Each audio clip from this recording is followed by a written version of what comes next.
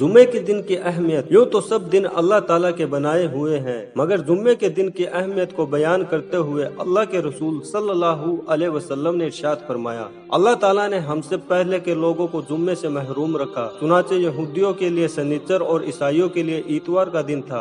फिर अल्लाह हमें ले आया और उसने हमारे जुम्मे के दिन की तरफ रहनुमाई की। उसने दिनों की तरतीब इस तरह बनाई कि पहले जुम्मा, फिर शनिचर और उसके बाद इतवार। इसी तरह वह कयामत के दिन भी हमसे पीछे होंगे। हम दुनिया में आए तो आखिर में हैं, लेकिन कयामत के रोज हम पहले होंगे और तमाम उम्मतों में सबसे पहले हमारा फैसला किया जाएगा। जुम्मे के दिन की फजीलत। बेशक जुम्मे का दिन तमाम दिनों का सरदार है और अल्लाह के नजदीक सबसे ज्यादा अजमत वाला है। यह दिन अल्लाह के यहाँ ईद उल फितर और ईद उल जुहा से भी ज्यादा फजीलत रखता है। इस दिन की 5 खुसूसियात है। नंबर 1, अल्लाह ताला ने इसी दिन आदम अलैहिस्सलाम को पैदा किया। नंबर 2, इसी दिन उन्हें जमीन की तरफ उतारा। नंबर 3, इसी दिन उनकी वफात हुई। नंबर 4, इसमें एक घड़ी ऐसी है कि उसमें बंदा अल्लाह से जिस चीज का सवाल करता है अल्लाह ताला उसे वह अता करता है, बशर्ते कि वह हराम का सवाल न करे। नंबर 5, इसी दिन कयामत कायम होगी और मुकर्रब फरिश्ते आसमान, जमीन, हवाएं, पहाड़ और समंदर सब के सब जुम्मे के दिन से डरते हैं।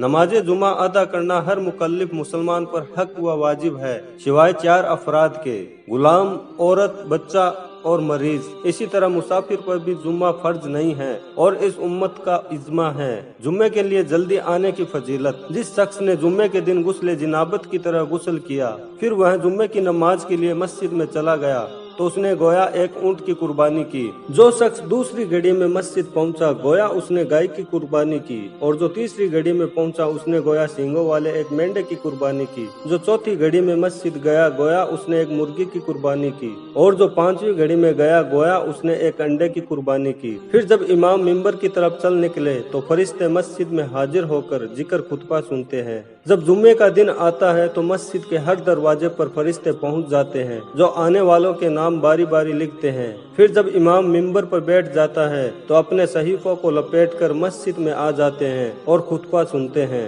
अगर हम यह चाहते हैं कि जुम्मे के दिन फरिश्ते अपने सहीफों में हमारा भी नाम लिखे, तो हमें चाहिए कि इमाम के मिंबर पर पहुंचने से पहले हम मस्जिद पहुंचे, तभी हमें कुर्बानी का भी सवाब मिलेगा। जुम्मे की नमाज के लिए आने वाले लोग 3 तरह के होते हैं। एक वह शख्स है जो जुम्मे की नमाज के लिए आता है और इस दौरान वह बेहुदा बात या काम करता है तो उसे सिर्फ बेहुदगी ही मिलती है। दूसरा वह शख्स है जो जुम्मे के लिए आता है और उसका मकसद सिर्फ दुआ करना होता है, तो अल्लाह चाहे तो उसकी दुआ कबूल कर ले और चाहे तो उसे रद्द कर दे। तीसरा वह आदमी है जो जुम्मे के लिए हाजिर होकर पुरसकून रहता है, खामोशी और तवज्जो के साथ खुतबा सुनता है, किसी की गर्दन को नहीं फलांगता और न ही किसी को तकलीफ पहुंचाता है, तो इसी शख्स का जुम्मा आने वाले जुम्मे तक बल्कि और 3 दिन तक उसके लिए कफारा बनता है। जुम्मे के दिन एक घड़ी ऐसी आती है कि उसमें कोई मुसलमान बंदा नमाज पढ़ रहा हो और अल्लाह से दुआ मांगे तो अल्लाह उसकी वह दुआ कबूल करता है।